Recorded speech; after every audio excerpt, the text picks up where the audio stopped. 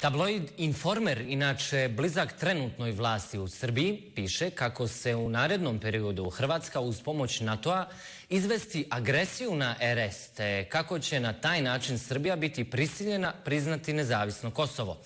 Informerirana apokalipsa na Balkanu.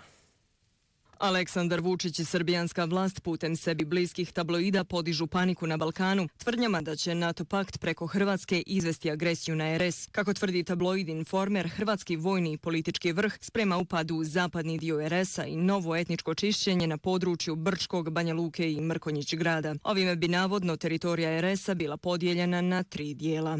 Kako prenose naši diplomatski izvori, ruske sigurnosne službe putem operativnih veza u Hrvatskoj došle su do konkretnih dokaza o opasnim namjerama Hrvatske i NATO pakta.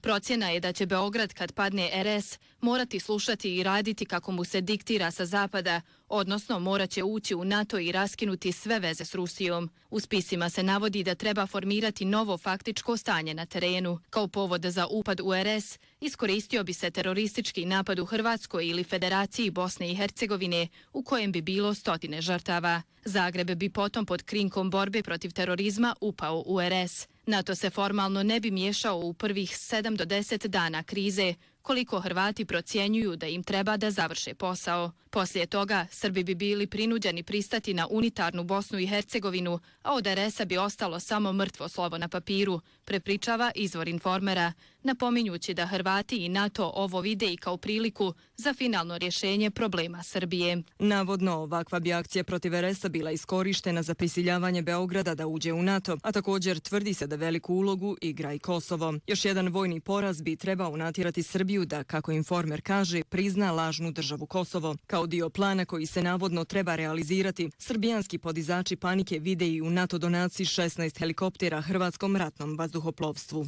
Ne smijemo nespremni dočekati eventualnu hrvatsku agresiju na RS. Ako se neko želi igrati rata, morat će računati na žestok rat u kojem Srbija više nikada neće ustuknuti i ostaviti Srbe na milost i nemilost. Procjena je da će Beograd, kad padne RS i kad desetine hiljada Srba opet krenu u izbjeglištvo, morati raditi kako Zapad diktira, odnosno ući u NATO i raskinuti sve veze s Rusijom.